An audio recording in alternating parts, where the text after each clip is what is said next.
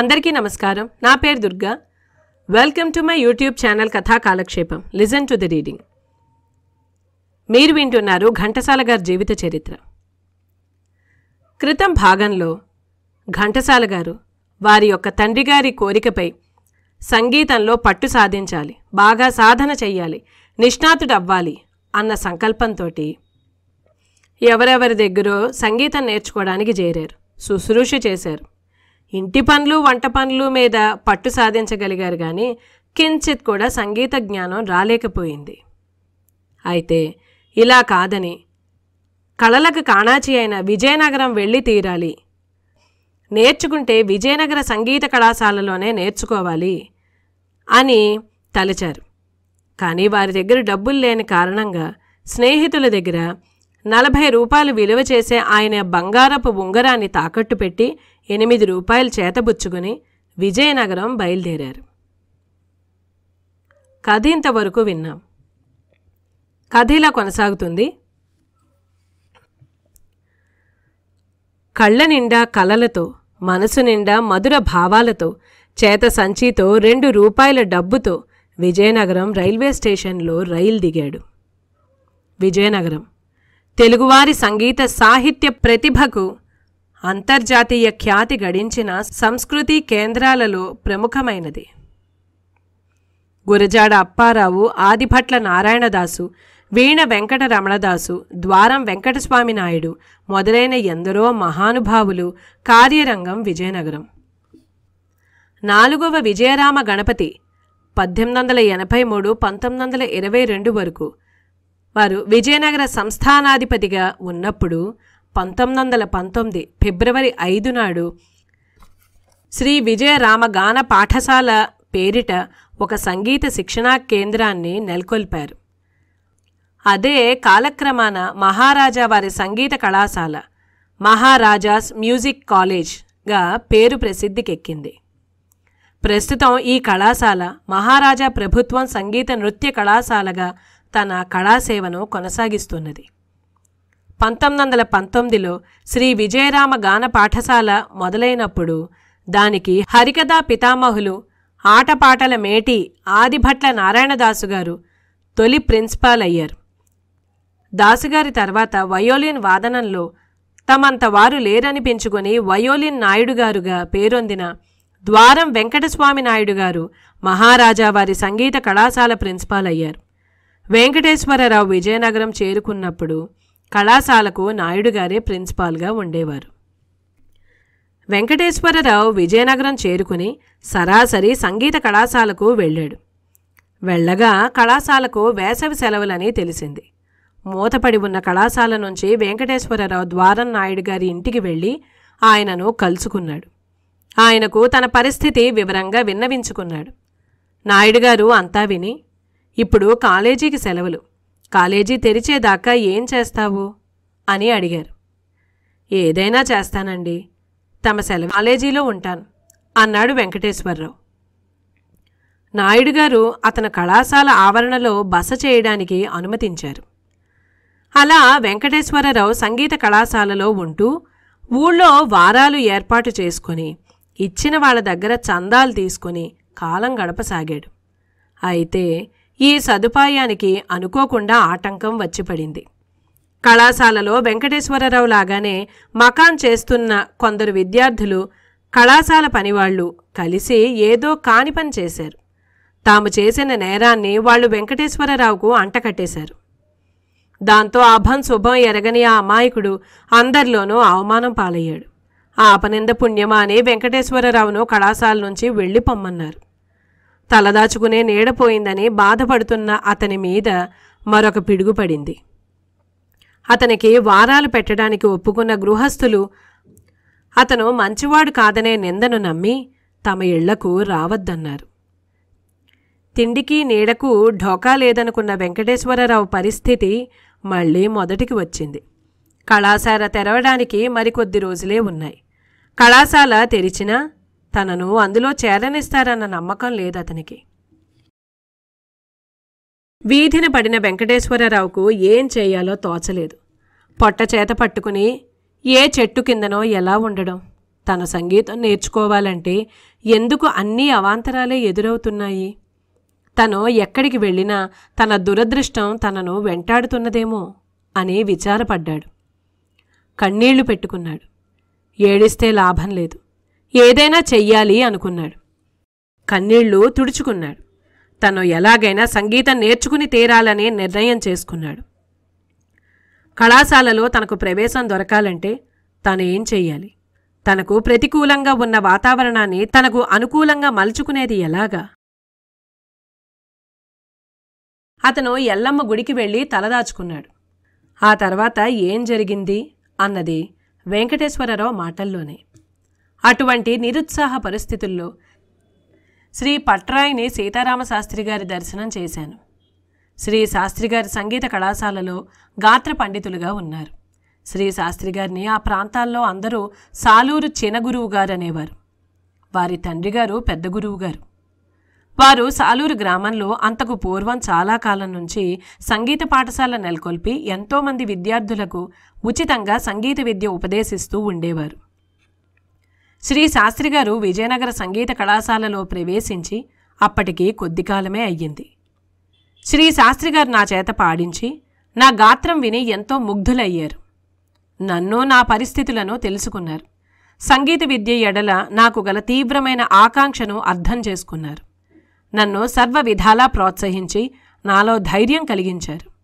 శ్రీ శాస్త్రిగారి గానం, వారి మూర్తిమంతం, సౌమ్యత నన్ను ప్రబలంగా ఆకర్షించాయి. గురువు అన్న మాట శ్రీ శాస్త్రిగారి ఎడలనే సార్థకమైందనిపించింది. నాటి నుండి వారి సన్నిధిలో సంగీత సాధన ప్రారంభించాను. పట్రాయిని సీతారామశాస్త్రి గారు వెంకటేశ్వరరావును తమ ఇంట్లోనే ముందు గదిలో ఉండమన్నారు. ఆ విధంగా అతనికి మళ్లీ నీడ దొరికింది.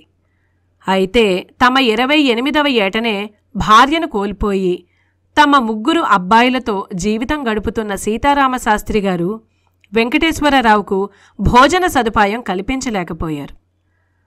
అప్పటికో విజయనగరంలో వివిధ కళాశాలల్లో చదువుకునే విద్యార్థులు చాలామందికి అయ్యకోనేరు దగ్గరున్న మహారాజా వారి సత్రం, కాలక్రమాన సింహాచలం దేవస్థానం వారి సత్రం, అందులో భోజన వసతి కల్పించేవారు. వెంకటేశ్వరరావు ఆ సత్రానికి వెళ్ళి తనకు భోజనం పెడతారేమో కనుక్కున్నాడు. విద్యార్థులు కానివారికి అక్కడ భోజన వసతి లేదని తెలిసింది. ఆనాటికి ఇంకా సంస్కృత విద్యార్థులు మధుకరం చేయడం చాలా సహజంగానే ఉండేది. వెంకటేశ్వరరావుకు మధుకరం చేయడం తప్ప మరొక మార్గం కనిపించలేదు. మధుకరం చేయడం ఎప్పుడు ఎలా మొదలు పెట్టాలో అతనికి తెలియలేదు. అప్పుడు అతనికి తన దగ్గర 1 రూపాయి కాసు ఉండడం జ్ఞాపకం వచ్చింది. సోడా అయినా తాగుదాం అనుకుని ఒక అంగడికి వెడితే అంగడి యజమాని వెంకటేశ్వరరావు ఇచ్చిన రూపాయి కాసు చెల్లనిదని చెప్పి తిరిగి ఇచ్చేశాడు.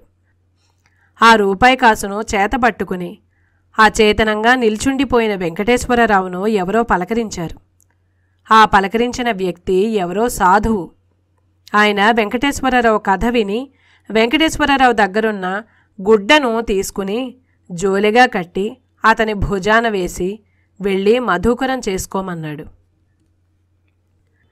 కలిమి వచ్చినప్పుడు లేమి చాలామందికి జ్ఞాపకం ఉండదు. కానీ ఘంటసాల వెంకటేశ్వరరావు గతాన్ని ఎప్పుడూ మరిచిపోలేదు. ఏమైనా నాడు ఏ తల్లి మొదటి కవళం నా జోలెలో వేసిందో ఆమె ఆ వాత్సల్యపూరితమైన భిక్ష నాకు అష్టైశ్వర్యాలతో కూడిన భవిష్యత్తునే ప్రసాదించింది అని ఎన్నోసార్లు జ్ఞాపకం చేసుకున్నారు ఘంటసాల. భుజాన జోలె తగిలించుకుని ఆ వీధి ఈ వీధి తిరిగి మధుకరం ఎత్తేవాడు వెంకటేశ్వరరావు. అలా 1 పూట తెచ్చుకున్న ఆహారం 2 పూటలకు సరిపోయేది. కానీ 1 పూట తినగా మిగిలిన భోజనం దాచిపెట్టుకోవడానికి పాత్రలు లేని కారణంగా బట్టలోనే ఉంచేవాడు. ఆ బట్టకు చీమలు పడుతూ ఉండడం వల్ల రాత్రి భోజనం మానేసిన సందర్భాలు ఉండేవి. దాంతో అన్నం పెట్టుకోవడానికి ఏదైనా గిన్నె ఉంటే బాగుంటుందనిపించింది. కానీ గిన్నెలు కొనే స్తోమత తనకు లేదు. దాంతో తాను విజయనగరంలో ఉన్న విషయము, అక్కడ సంగీత విద్యాభ్యాసం చేసే ప్రయత్నంలో ఉండడము, వివరంగా మేనమామ గారికి ఉత్తరం రాశాడు. తనకు వెంటనే ఒక టిఫిన్ క్యారియర్ అవసరమని రాశాడు. కొన్నాళ్లకు మేనమామ గారు డబ్బు పంపగా టిఫిన్ క్యారియర్ కొనుక్కున్నాడు. ఈలోగా సంగీత కళాశాల తెరిచేలోపే వెంకటేశ్వరరావుకు కళాశాలలో జరిగిన సంఘటనకు సంబంధం లేదని, అతను నిర్దోషి అని తేలింది. అతనికి అపకారం చేసిన వాళ్లకు తగిన శిక్ష వేశారు. తమ కొత్త శిష్యుడు నిండు కుండ అని తెలుసుకున్న సీతారామశాస్త్రి గారు అతన్ని ద్వారం నాయుడు గారి దగ్గరకు తీసుకువెళ్లారు. వెంకటేశ్వరరావు మంచితనం గురించి ఆయనకు తెలియజెప్పారు. సెలవులు పూర్తయిన తర్వాత నేను సంగీత కళాశాలలో ప్రవేశించడం జరిగింది. నాటి సంగీత కళాశాల ప్రిన్సిపాల్ శ్రీ ద్వారం వెంకటస్వామి నాయుడు గారు నా సంగీత జ్ఞానం పరీక్షించి నా గాత్రం సుశారీరంగా నిర్ణయించి నన్ను గాత్ర సంగీతమే సాధన చేయవలసిందని ప్రోత్సహించారు. లేని పక్షంలో నేను వయోలిన్ విద్యార్థిగా చేరి ఉండేవాడినేమో. ఆ రోజుల్లో ఆ వాతావరణంలో శ్రీ నాయుడు గారి శిష్యులని అనిపించుకోవడం గొప్పగా భావింపబడేది అని ఘంటసాల తర్వాత చెప్పుకున్నారు. కళాశాల పాఠ్య ప్రణాళికతో నిమిత్తం లేకుండా సీతారామశాస్త్రి గారు వెంకటేశ్వరరావుకు తమ ఇంట్లోనే సంగీత బోధన చేయసాగారు. సీతారామశాస్త్రి గారి గురుత్వం గురించి ఎప్పుడు ప్రస్తావించినా ఘంటసాల వెంకటేశ్వరరావు నిలువెల్లా పులకించిపోయేవారు. నిజంగా గురువులంటే వారినే చెప్పాలి. మా తండ్రి గారు ఏ రకమైనటువంటి సంగీతాన్ని ఉపాసన చేసి తరించారో అలాంటి సంగీతాన్ని బోధించేటటువంటి గురువుగారు నాకు దొరికారని నేను చాలా సంతోషించాను అనేవారు ఆయన. సీతారామశాస్త్రి గారు కూడా వెంకటేశ్వరరావు తండ్రి సూరయ్య గారు చెప్పినట్లే నాదోపాసన చేయాలని చెప్పేవారు. తక్కిన వారికి తమ గురువుకు తేడా ఏమిటో ఘంటసాల ఇలా చెప్పారు. నాదాన్ని ఎలా ఉపాసన చెయ్యాలి, భగవంతుడు మెచ్చే నాదం ఎలా ఉపాసన చేస్తే వస్తుంది, ఆ ప్రణవాన్ని ఎలా ఉపాసన చెయ్యాలి అనేది చెప్పేవారు ఆయన రోజూ పాడి. నేను ఇంటి దగ్గర ఉన్నప్పుడల్లా ఆయన అర్ధరాత్రి కాదు, తెల్లవారుజాము కాదు, ఎప్పుడు ఆయనకు మనసు పుడితే అప్పుడు నన్ను కూర్చోబెట్టుకుని సాంబ సదా శివ సాంబ శివ అనే పదాలు నా చేత ఎప్పుడూ చెప్పిస్తూ అందులో నాదాన్ని ఎలా పూరించాలి, ఏం చెయ్యాలి చెప్పేవారు. నాభిస్థానం నుంచి నాదం రావాలి, అప్పుడే జనరంజకంగా ఉంటుందని, భగవంతుడు మెచ్చుతాడని ఆయన ఉపదేశం చేసేవారు. 4 సంవత్సరాల కోర్సు నేను ఆ 2 సంవత్సరాల్లో పూర్తి చేశాను. సీతారామశాస్త్రి గారింట్లో వెంకటేశ్వరరావుతో పాటు నేలనూతి నాగభూషణం అనే యువకుడు ఉండేవాడు. అప్పటికి సంగీత కళాశాలలో హరికథ నేర్పేవారు కాదు కనుక నాగభూషణం విడిగా ఆదిభట్ల నారాయణదాసు గారి ఇంటికి వెళ్ళి హరికథా పాఠం చెప్పించుకునేవాడు. ఈ నాగభూషణం తండ్రి హరికథలు చెప్పేవారట. తండ్రి తనకు ఆస్తిగా మిగిల్చిన గజ్జెలు, తాళం, చిడతలు చేత పట్టుకొని నాగభూషణం విజయనగరం చేరుకున్నాడు. నాగభూషణాన్ని వెంకటేశ్వరరావు అన్నా అని పిలిచేవాడు. ఇద్దరూ కలిసి మధుకరం చేసుకునేవారు. ఒక్కోసారి నాగభూషణం ఇద్దరికీ కలిపి మధుకరం తెచ్చేవాడు. సంగీత కళాశాలలో చేరిన 2 ఏళ్ల పాటు వెంకటేశ్వరరావు మధుకరం వృత్తిలోనే కాలం గడిపాడు. తర్వాత అతనికి సత్రంలో భోజన వసతి దొరికింది. దాంతోపాటు అతను 3 కోవిళ్లకు బస మార్చుకున్నాడు. బస మార్చుకోవడం అంటే రాత్రిళ్ళు అక్కడే పడుకోవడం. భోజనానికి వెళ్ళినప్పుడల్లా సత్రంలో వాళ్ల కోరిక మేరకు అతను పాటలు పాడుతూ ఉండేవాడు. అలా చాలాసార్లు అతని భోజనం ఆలస్యం అవుతూ ఉండేది. ఈ భోజనశాలలో ప్రవేశం సంపాదించక పూర్వం వెంకటేశ్వరరావు విజయనగరం పట్టణాన్ని 7 భాగాలుగా విభజించుకుని ఒక్కొక్క రోజు ఒక్కొక్క పేటలో ఉదారులైన కొందరి ఇళ్లల్లో మధుకరం చేసుకునేవారట. భోజనశాలలో విద్యార్థులను బోర్డర్లు అంటే తినేవారు, సర్వర్లు అంటే వడ్డించేవారు అని 2 శ్రేణులుగా విభజించి భోజన సదుపాయం కల్పించేవారు. బోర్డర్లుగా ఖాళీ దొరకకపోతే సర్వర్లుగా తీసుకోగలము అని అధికారులు సుమారు 15 నుంచి 20 మందిని చేర్చుకునేవారు. సర్వర్లుగా చేర్చుకునేవారికి ఒళ్ళు వంచి పనిచేయగల దేహపుష్టి అవసరమనేది కూడా పరిగణలోకి తీసుకునేవారు. ఈ 15 నుంచి 20 మంది భోజనాల వేళకు ఉదయం 9:15, సాయంత్రం 6:45 ముందుగానే చేరవలసిన బాధ్యత. కానీ భోజనాలు మాత్రం తక్కిన అందరూ 400 మంది తిని వెళ్ళాకనే వెళ్ళాలి అని అప్పటి విజయనగరం పరిస్థితుల గురించి వివరించిన ప్రసిద్ధ రచయిత భమిడిపాటి రామగోపాలం గారు ఘంటసాల గారు కూడా వడ్డన చేసి భోంచేసేవారని చెప్పారు. సీతారామశాస్త్రి గారి సంగీత పద్ధతి ఆనాటి పండితులకు విప్లవాత్మకమైనదిగా కనబడేది. శాస్త్రిగారు సంగీతంతో పాటు సాహిత్యంలోనూ అభినివేశం కలవారే. తమ రచనలు ఎన్నో గానం చేసేవారు. ఆయన హార్మోనియం సహకారంతో పాడేవారు. ఆయన హార్మోనియం వాయించే తీరు అనితర సాధ్యం. అయితే శాస్త్రిగారి ఈ పద్ధతి సంప్రదాయజ్ఞులకు సరిపడేది కాదు. ఆయన ఏది పాడినా సంగీతానికి సాహిత్యానికి కూడా ప్రాధాన్యం ఇచ్చి పాడేవారు. ఆయన వ్రాసిన ఒక కీర్తన శ్రవణానందము శాస్త్ర సమ్మతము అంటూ ప్రారంభమవుతుంది. శాస్త్ర సమ్మతమైన గానం శ్రవణానందకరం కూడా కావాలని ఆయన భావం. త్యాగరాజ కీర్తనలను సాహిత్య దృష్టితో ఒక విశిష్టమైన పద్ధతిలో పాడేవారాయన. రాగతాళాలను అతిక్రమించి పాడకపోయినా సంగీతం మాత్రమే తెలిసిన వారికి ఆయన ధోరణి వింతగా ఉండేది. తమ పద్ధతి తమదే అయినా శాస్త్రిగారు కళాశాలలో మాత్రం సంప్రదాయ పద్ధతుల్లోనే సంగీతం నేర్పేవారు. సీతారామశాస్త్రి గారి ఇంట దాదాపు ప్రతిరోజు సంగీత సాహిత్య గోష్ఠి జరుగుతూ ఉండేదనే చెప్పాలి. ఈ గోష్ఠులలో ఆనాటి ప్రముఖులెందరో పాల్గొంటూ ఉండేవారు. విద్యార్థి దశలోని వెంకటేశ్వరరావు మీద ఆ గోష్ఠులు ఎంతో ప్రభావం చూపాయి. అప్పట్లోనే అతను ఆంధ్ర భారతీ తీర్థ, ఆంధ్ర రీసెర్చ్ యూనివర్సిటీ అధిపతి బుర్రా శేషగిరిరావు గారిని, వైణిక పితామహులు వీణ వెంకటరమణయ్య గారిని, పుంభావ సరస్వతి, ఆదిభట్ల నారాయణదాసు గారిని దర్శించాడు. కళాశాలలో చేరే నాటికి వెంకటేశ్వరరావు నిక్కర్లు గళ్ళ చొక్కా తొడుక్కునేవాడు. జుట్టు పైకి దువ్వుకునేవాడు. కొంచెం బొద్దుగా కనబడేవాడు. కొన్నాళ్లకు పంచె కట్టడం ప్రారంభించాడు. అతను ఉన్న చోట చాలా సందడిగా ఉండేది.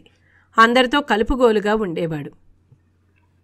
కళాశాలలో అతనికి చాలామంది స్నేహితులు ఏర్పడ్డారు. వాళ్లల్లో ముద్దు పాపారావు, పోలినాయుడు పేర్కొనదగినవారు. ముద్దు పాపారావు, వెంకటేశ్వరరావు ఒకరినొకరు అన్నా అని పిలుచుకునేవారు. పాపారావుది కాస్త ఆస్తిపాస్తులున్న కుటుంబం. అప్పటికే వివాహితుడైన అతను బొంకుల దిబ్బను ఆనుకొని ఉన్న జిడ్డువారి వీధిలో తన అక్కగారింట్లో ఉండి సంగీత కళాశాలలో గాత్ర సంగీతం నేర్చుకునేవాడు. అతను సాయంకాలం వెంకటేశ్వరరావుకు కాఫీ ఇప్పించేవాడు. వీలైనప్పుడల్లా స్నేహితుణ్ణి అక్కగారింటికి తీసుకువెళ్ళి అతనితో కలిసి పాడి ఆనందించేవాడు. శాస్త్రీయ సంగీతం నేర్చుకుంటున్న పాపారావు ఎంతో బాగా హార్మోనియం వాయించేవాడు. ప్రతి శుక్రవారము వెంకటేశ్వరరావు విధిగా సరిదెల్ల లక్ష్మీ నరసమ్మ గారి ఇంటికి వెళ్ళేవాడు. లక్ష్మీ నరసమ్మ గారు కళావరు రింగుగా ప్రసిద్ధులు. సంగీత నాట్యాలలో ఆరితేరినవారు. ప్రసిద్ధ నాట్యాచార్యులు నటరాజ రామకృష్ణ గారి అభిప్రాయం ప్రకారం విద్యల నగరం విజయనగరానికో వన్నె తెచ్చిన వారు ఎన్నో లక్షలు ఆర్జించి అంతా పేద విద్యార్థులకు దాన ధర్మాలకు చేసినవారు. ఎందరికో కళలు నేర్చుకోవడానికి సాయపడినవారు. ఆమె నాట్యం చేస్తారని తెలిస్తే ఆ నాట్యం చూడడానికి ఆ రోజుల్లో వేల మంది వచ్చేవారట. మైకులు, స్పీకర్లు లేని ఆ రోజుల్లో ఆమె పాట అందరికీ వినిపించేది. ఆమె తన నాట్యంతో చూసేవాళ్లను తన్మయులను చేసేవారు. ఆమె ప్రదర్శించినది చాలా గొప్ప కళ. ఇది కళావరు రింగుగారి కళా ప్రతిభ గురించి పట్రాయని సంగీతరావు గారు చెప్పిన వివరం. వారు ఘంటసాల వెంకటేశ్వరరావు గురుపుత్రులు. ఆ తర్వాత 1954 నుంచి 1974 దాకా ఘంటసాలకు సహాయకులుగా, హార్మోనియం వాద్యకులుగా ఉన్నవారు. ఆ రోజుల్లో విజయనగరంలోని సంగీత విద్యార్థులు తమ సంగీత సాధనను సార్థకం చేసుకోవడానికి ఎన్నో అవకాశాలుండేవి. ఊళ్ళో దాదాపు ప్రతిరోజు ఎక్కడో ఒకచోట భజన గోష్ఠులు జరుగుతూ ఉండేవి. వ్యాసుల రాజారావు గారి మేడలో, వంకాయల వారింట్లో, శంబరదాసు గారి కుటీరంలో ఇలా ఒక్కో చోట ఒక్కొక్క రోజు భజన గోష్ఠి జరిగేది. ఏడాది పొడుగునా ఎక్కడో ఒకచోట ఏకాహాలు, సప్తాహాలు కూడా జరుగుతూనే ఉండేవి. ఈ కార్యక్రమాల్లో విద్వాంసులతో పాటు విద్యార్థులు కూడా పాల్గొనేవారు. అలా విద్యార్థులకు పిరికితనం తగ్గి 10 మందిలో పాట పాడే ధైర్యం కలిగేది. అందరూ కలిసి బృందగానం చేసేవారు. ఒక్కొక్కసారి ఏదో ఒక కీర్తనను స్వర ప్రస్తారానికి ఎన్నుకుని ప్రతి వారు తక్కిన వారికన్నా మెరుగైన స్వరకల్పన చేయడానికి ప్రయత్నించేవారు. కళావరి రింగు గారింట్లో ప్రతి శుక్రవారము భజన గోష్ఠి జరిగేది. వెంకటేశ్వరరావు గారు ఆ భజన గోష్ఠిలో పాల్గొని ఎంతో భక్తితో గానం చేసేవారు. కళావరి రింగు గారికి వెంకటేశ్వరరావు అంటే ఎంతో అభిమానం. అడపాదడపా దుస్తులు కొనుక్కోమని, తక్కిన ఖర్చులకు ఉంచుకోమని డబ్బులిచ్చేవారు. కృతజ్ఞత మరవని వెంకటేశ్వరరావు ఆ తర్వాత, నా విజయనగర జీవితంలో ఎన్నడూ మరవలేని వ్యక్తి శ్రీ సరిదెల లక్ష్మీ నరసమ్మ, కళావరి రింగుగారు. విద్యార్థి దశలో ఆమె నా ఎడల కనపర్చిన ఆదరాభిమానాలు ఎన్నడూ మరువలేను అని వ్రాసుకున్నారు. తమకు పేరు ప్రఖ్యాతలు వచ్చిన తర్వాత విజయనగరం వెళ్ళినప్పుడు మరిచిపోకుండా ఆమె ఇంటికి వెళ్ళి తమ భక్తి ప్రపత్తులు ప్రకటించి వచ్చారు. ముద్దు పాపారావుకు వెంకటేశ్వరరావు శక్తి సామర్థ్యాల మీద ఎంతో గురి. అన్నా, నీవు ఒకరోజు చాలా పెద్దవాడి అవుతావు అనేవాడు. వెంకటేశ్వరరావు నవ్వి ఊరుకునేవాడు. ఒకసారి పాపారావు, అన్నా, నీవు తప్పకుండా పేరు ప్రఖ్యాతలు తెచ్చుకుని గొప్పవాడి అవుతావు. అప్పుడు నన్ను గుర్తుపెట్టుకుని నాకొక చేతి గడియారం కొనిపెట్టాలి అన్నాడు. నేను గొప్పవాడిని అయినప్పుడు చూద్దాంలే అన్నాడు వెంకటేశ్వరరావు. 1940 ప్రాంతాలలో సంగీత విద్వాన్ చదువు చివరి సంవత్సరంలో ఉండగా వెంకటేశ్వరరావు ద్వారం నాయుడు గారి అనుమతితో, గురువుగారి ఆశీస్సులతో విజయనగరంలో కచేరీ చేశాడు. మా గురువులు సీతారామశాస్త్రి గారి సమక్షంలో దీక్షగా శాస్త్రీయ సంగీతం అభ్యసించి కళాశాల పరీక్షనిచ్చి పూజ్యులు ద్వారం వెంకటస్వామి నాయుడు గారి నుండి కళాశాల పట్టం పొందాను. విద్యార్థి దశలోనే గవర్నమెంట్ సంగీత పరీక్షలలో హయ్యర్ పరీక్షలో కూడా ఉత్తీర్ణుడయ్యాను అని ఘంటసాల తమ కథలో చెప్పుకున్నారు. కానీ 1941 నవంబర్లో ఆయన అప్పటి ఉమ్మడి మద్రాసు ప్రభుత్వం వారి సాంకేతిక పరీక్షలలో భారతీయ గాత్ర సంగీతం లోయర్ పరీక్షకు హాజరయ్యారు. విశాఖపట్నంలో జరిగిన పరీక్షలో మొదటి తరగతి లభించిన విజయనగరం కళాశాలలో తాము హాజరైన సంగీత విద్వాన్ డిప్లొమా పరీక్షలో ఆయనకు 2వ తరగతి మాత్రమే లభించింది. తనకు మొదటి తరగతి రాలేదని వెంకటేశ్వరరావు తనలో తాను కొంత బాధపడ్డారు.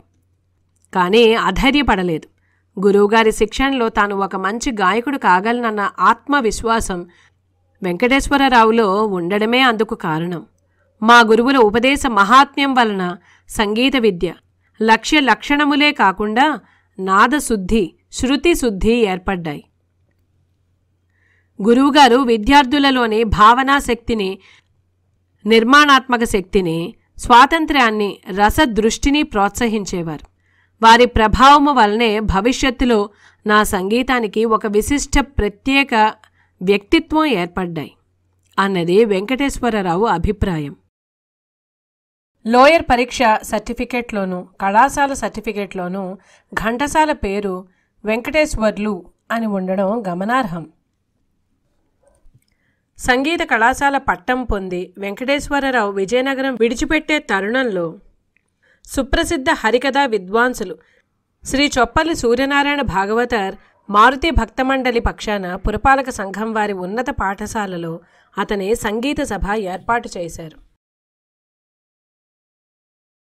ఆనాటి సభలో ఆటపాటల మేటి శ్రీ మదజ్జాడాదిపట్ల నారాయణదాసు గారు వెంకటేశ్వరరావు సంగీత ప్రతిభను మెచ్చుకొని ఒక తంబూరా బహుకరించారు.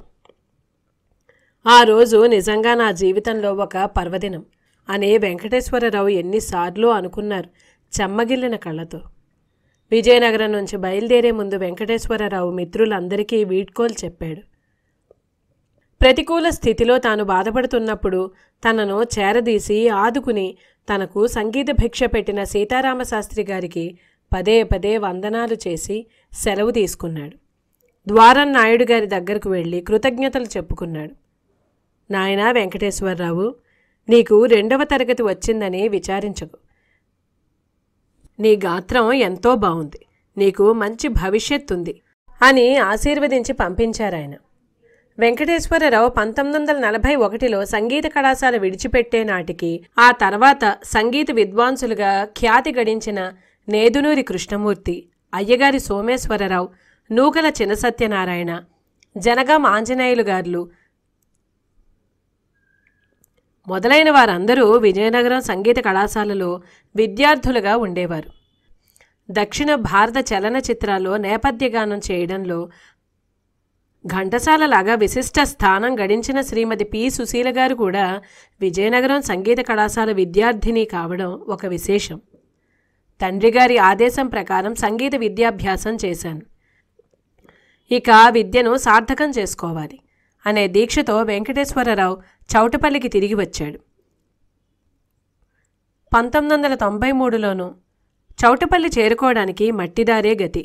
అంటే 1942లో ఆ గ్రామం స్థితి ఎలా ఉండేదో ఊహించుకోవచ్చు.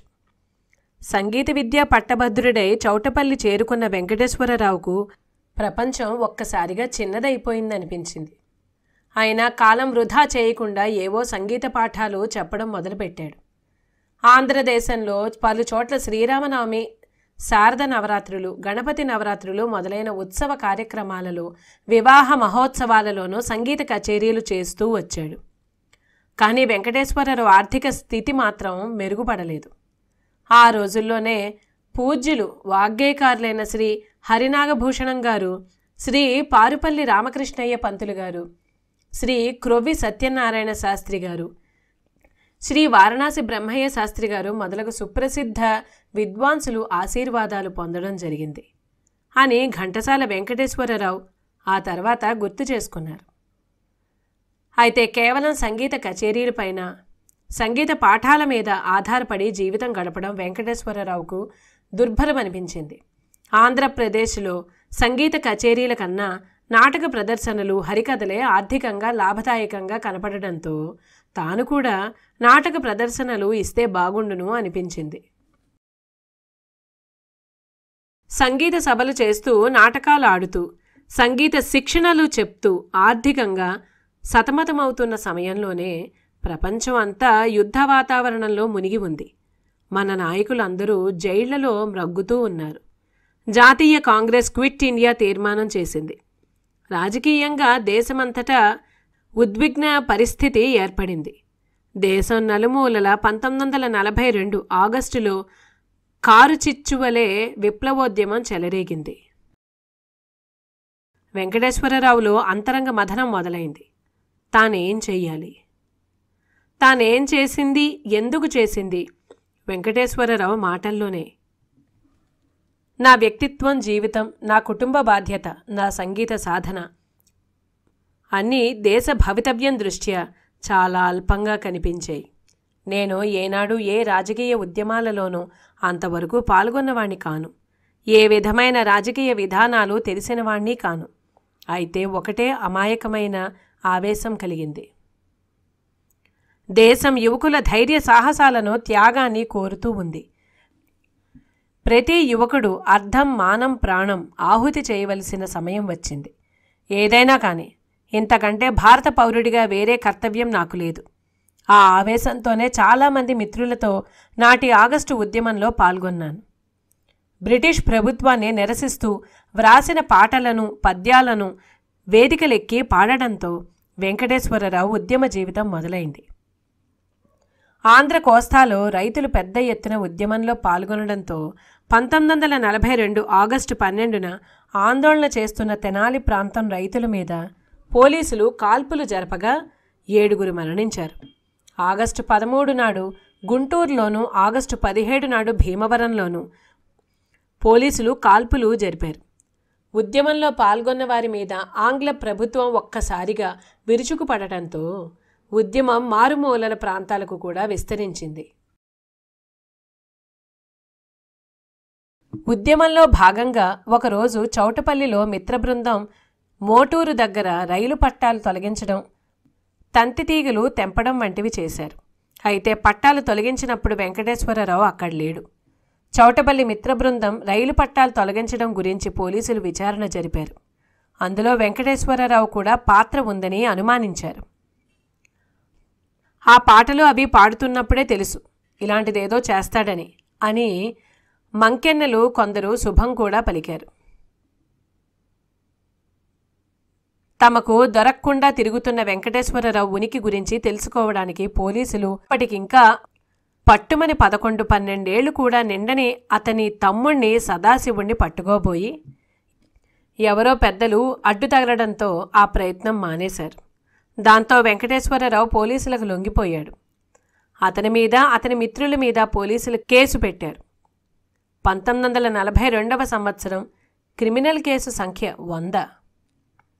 క్విట్ ఇండియా ఉద్యమం సందర్భంగా ఘంటసాల వెంకటేశ్వరరావుతో చౌటపల్లి చెందిన పొట్లూరి సత్యనారాయణ, అట్లూరి సత్యనారాయణ, అట్లూరి గోపాలయ్య, అట్లూరి దూర్వాసులు, అట్లూరి వెంకటేశ్వరరావు, అట్లూరి సీతారామాంజనేయులు, అట్లూరి సుబ్బయ్య, అట్లూరి మల్లికార్జునరావు, అట్లూరి లక్ష్మీనారాయణ, అట్లూరి వెంకట నరసయ్య, అట్లూరి రామకృష్ణారావు, అట్లూరి మల్లికార్జునరావు, అట్లూరి విజేంద్రనాథ చౌదరి, అట్లూరి భాస్కర్రావు, అట్లూరి బాలకృష్ణయ్య, అన్నే రామకృష్ణయ్య, కొత్తపల్లి కాకుళయ్య, కొత్తపల్లి కేశవనారాయణ, కొత్తపల్లి రామకోటేశ్వరరావు, కొత్తపల్లి బొజ్జయ్య, దాసరి రామశేషయ్య, పునుకొల్లు అర్జునరావు, పునుకొల్లు రాంభొట్లు, యలవర్తి మల్లికార్జునరావు, లగిశెట్టి చిన్నలింగయ్య, లగిశెట్టి బసవేశ్వర్లు, లగిశెట్టి బ్రహ్మలింగం, వీరమాచినేని సత్యనారాయణ, సుంకర సుబ్బయ్య,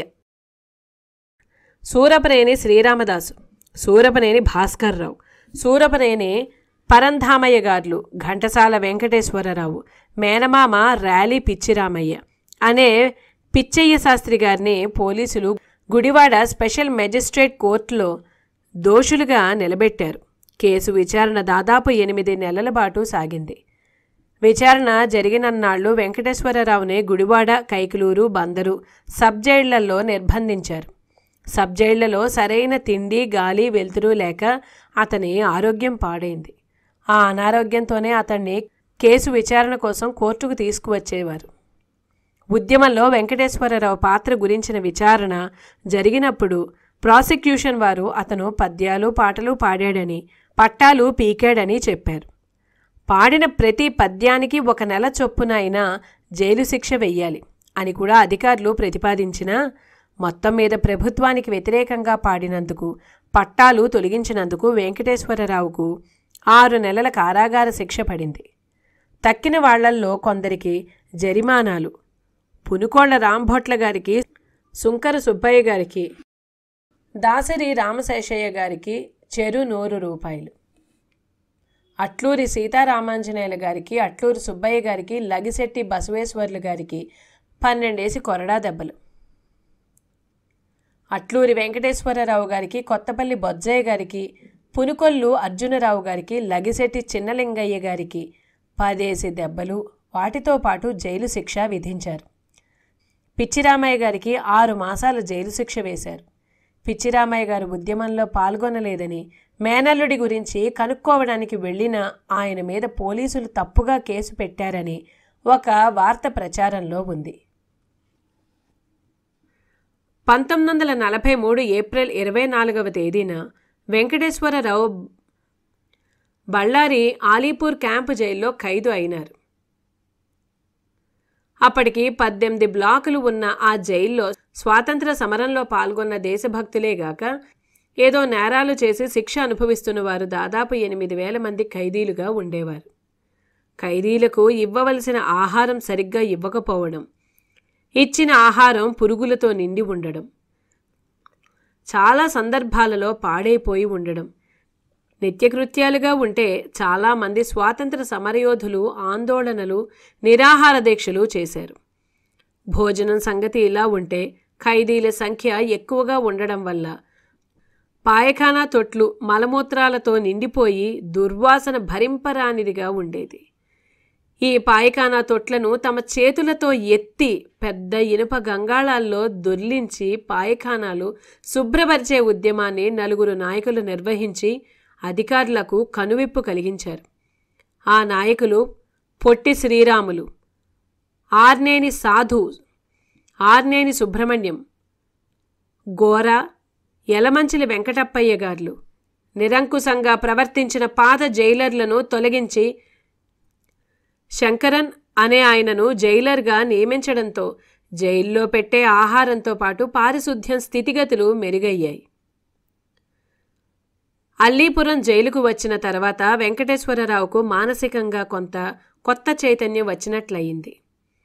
అక్కడ అరమరికలు లేకుండా అందరూ కలిసిమెలిసి ఉండడం అతనికి ఎంతో సంతోషం కలిగించింది. పొట్టి శ్రీరాములు గారు హిందీ నేర్పేవారు. శ్రీరాములు గారు, ఎర్నేని సుబ్రహ్మణ్యం గారు, యలమంచిలి వెంకటప్పయ్య గారు గాంధీజీ ఆశయాల గురించి పాఠాలు చెప్పేవారు. నాస్తికోద్యమ నాయకులు గోరా గారు ప్రథమ భారత స్వాతంత్ర సమరం గురించి, ప్రముఖ స్వాతంత్ర వీరుల గురించి వివరంగా చెప్పేవారు. ఆచార్య ఎన్జి రంగా, కొసరాజు అమ్మయ్య, విఎల్ సుందరరావు, సర్దార్, గౌతు లచ్చన్న గారు వివిధ ఉద్యమాల గురించి వివరించి చెప్పేవారు. ఇవి కాక కమ్యూనిస్టు పార్టీకి చెందిన వారితో సిద్ధాంతపరమైన చర్చలు సాగేవి. రాజమండ్రికి చెందిన ఏబి నాగేశ్వరరావు అవసరమైన వారందరికీ వైద్యం చేసేవారు. కార్యకర్తల పాలిట విజ్ఞాన కేంద్రంగా పరిణమించిన ఆ జైలులో పుస్తకాలు, వార్తాపత్రికలు అందుబాటులో ఉండేవి. దాంతో వెంకటేశ్వరరావుకు ప్రపంచం గురించి, రాజకీయాల గురించి అవగాహన ఎక్కువయింది. కార్యకర్తలందరూ నాయకులు నిర్వహించే తరగతులు మొదలయ్యే ముందు జాతీయ ప్రబోధ గీతాలు పాడేవారు. అలా వెంకటేశ్వరరావు ఎన్నో పాటలు పాడాడు. జైలు జీవితం నాకు ఎన్నో విధాలుగా మహోపకారం చేసింది. కర్తవ్య దీక్ష, స్థిర సంకల్పం, నియమబద్ధమైన జీవితం నేను జైలు జీవితం గడిపినప్పుడే అర్థం చేసుకున్నాను. జైల్లో ఉన్నప్పుడే శ్రీ గోపాల్ రెడ్డి గారు, శ్రీ పొట్టి శ్రీరాములు గారు, శ్రీ బిఎస్ మూర్తి గారు, శ్రీ ఏర్నేని సుబ్రహ్మణ్యం గారు మొదలగు నాయకుల సాహచర్యం లభించింది. ఇది ఘంటసాల కారాగార స్మృతి. నేటికి కథనిక్కడితో ముగిస్తున్నానండి. నేను చదివిన విధానం మీకు నచ్చినట్లయితే లైక్ చేయండి, షేర్ చేయండి. ఇప్పటిదాకా సబ్స్క్రైబ్ చేసుకుని వాళ్ళు దయచేసి తప్పకుండా సబ్స్క్రైబ్ చేసుకోగలరని విన్నపం చేసుకుంటున్నాను. మీ అమూల్యమైన అభిప్రాయాలను కామెంట్స్ రూపంలో తెలియజేయండి. వీడియో అప్లోడ్ చేయండి.